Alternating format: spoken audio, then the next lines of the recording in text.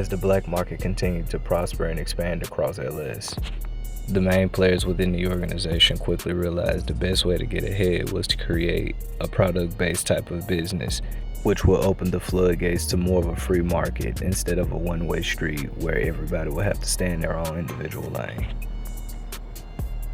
When you look at it from an overall perspective,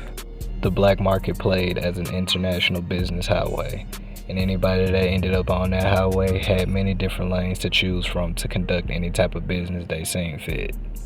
as long as it remained true to their style.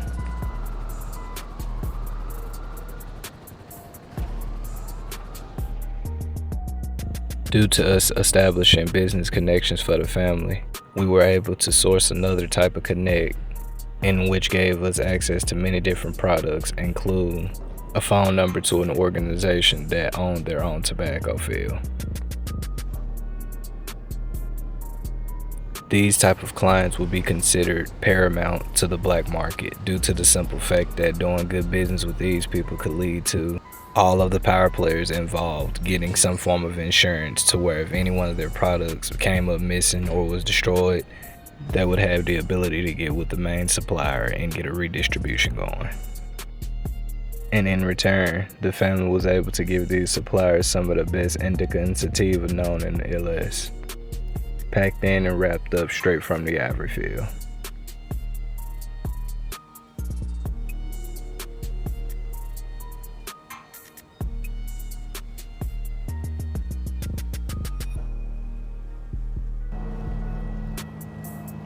And the best part about this style of business was that everybody ate in the end, no matter whether you was the person receiving, the middleman, or the person giving. Everybody walked off with 4 pockets full. And by so much money coming in, when the pockets got full, we just made sure to tell people to bring the duffel bags.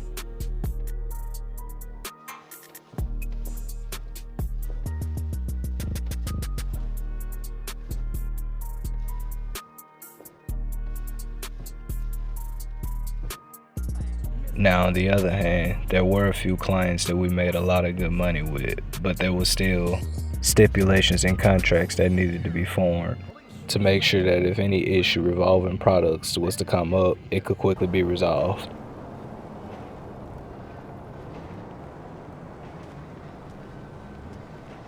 Reason being is due to our most recent actions of getting involved with the crack scene and trying to take over the South Side by pushing it through Chamberlain Hills and Davis, which in turn caused a pandemic that the native gangs did not like or appreciate. Amongst the different factions of Grove Street families and ballers, they quickly came to an understanding that this new age group of youngsters clearly did not accept nor respect the establishment made by the old heads of the BMF, and in return tried to do everything in their power to make sure that operations did not run as smooth and as much money wasn't made.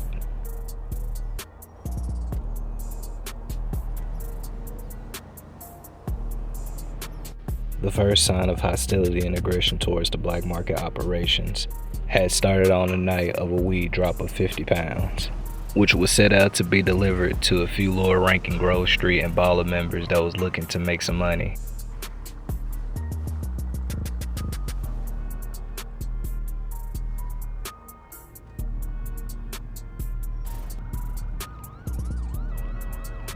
During this meeting, the goal was to establish 2 different distribution chains, in which one was going to be set up for the drugs and the other one was going to be set up for the guns.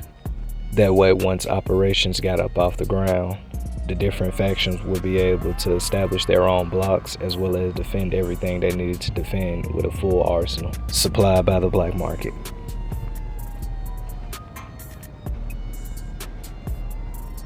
But of course, everybody knows the oldest saying in the book, no good deed goes unpunished.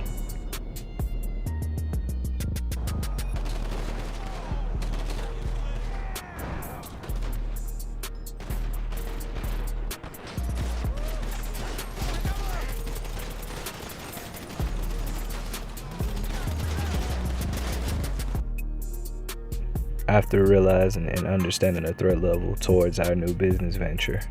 I quickly gathered up a few members of the family and went out ahead and established that we need to try to form an insurance policy that all businesses will be able to be protected under this certain fabric.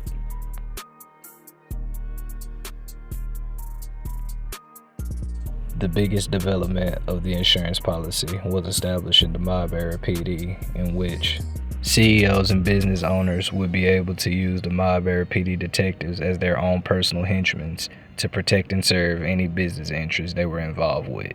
especially when it had something to do with a legitimate business that was up and standing.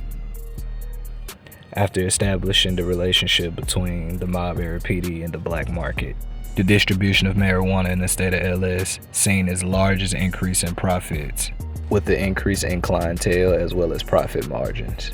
which meant the main two jobs for these crooked cops was number one, to protect business efforts, and number two, serve the community as far as making sure we handled all problems.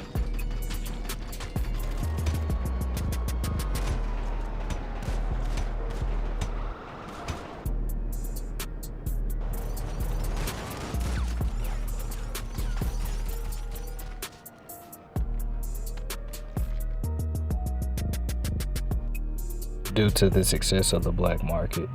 there has also been an add-on of power players to get involved. Established power players like the Yakuza, aka Unokai, which they were able to connect with Don G of the Santos crime family, and start up talks about a potential business relationship between the two groups. Reason being, one group was involved in shipping overseas, while the other group was involved in recovering salvage from the bottom of the sea.